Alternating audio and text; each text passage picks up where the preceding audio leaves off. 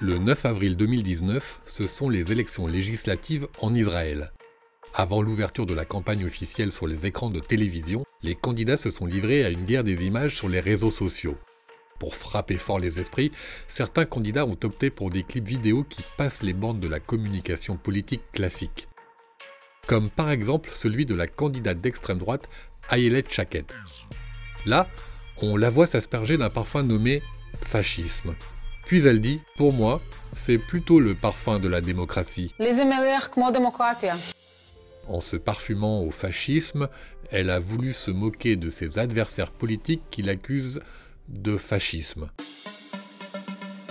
Un autre candidat a passé les bornes de l'humour douteux, c'est Oren Hazan. Oren Hazan se dit le Trump israélien. Ex-député du Likoud et candidat du petit parti de Sommet, classé à droite, il a détourné le western de Sergio Leone, le bon, la brute, le truand. Dans cette mise en scène, il abat Jamal Zaalka, un de ses opposants politiques député arabe israélien.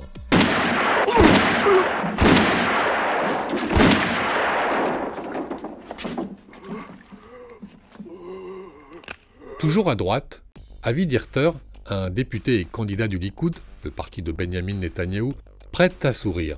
Fausse moustache, kéfiée sur la tête, Avi Dirter, ancien dirigeant des services secrets intérieurs d'Israël, s'est mis en scène déguisé en palestinien. Là, on le voit infiltré au sein de l'autorité palestinienne, discutant avec un acteur dans le rôle de Mahmoud Abbas, le président palestinien. Ce dernier lui confie qu'il paie des Palestiniens pour qu'ils deviennent terroristes. Soudain, tel un justicier d'opérette, l'infiltré Avi Dirter tombe son déguisement et subjugue par son audace le président de l'autorité palestinienne.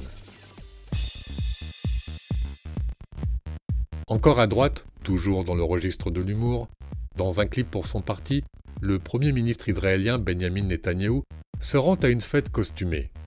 Puis arrivent d'autres invités déguisés en Benjamin Netanyahou. Là, l'idée était de caricaturer les adversaires du premier ministre israélien qui reprendraient alors contre les idées de Benjamin Netanyahou. Parmi ses imitateurs supposés, son principal concurrent, l'ancien chef d'état-major Benny Gantz. Benny Gantz, justement, a créé son propre parti bleu et blanc. Dans une vidéo de campagne, il se vante du nombre de terroristes palestiniens tués et des cibles détruites sous son commandement lors de la guerre de 2014 contre le mouvement islamiste Hamas à Gaza. Dans son clip, le nombre de civils palestiniens tués n'est pas précisé. Les sondages donnent bleu et blanc le parti de Benny Gantz devant le Likoud, le parti de Benjamin Netanyahou. Mais le Likoud pourrait s'appuyer sur l'extrême droite et les ultra-orthodoxes pour former une coalition, avec une majorité.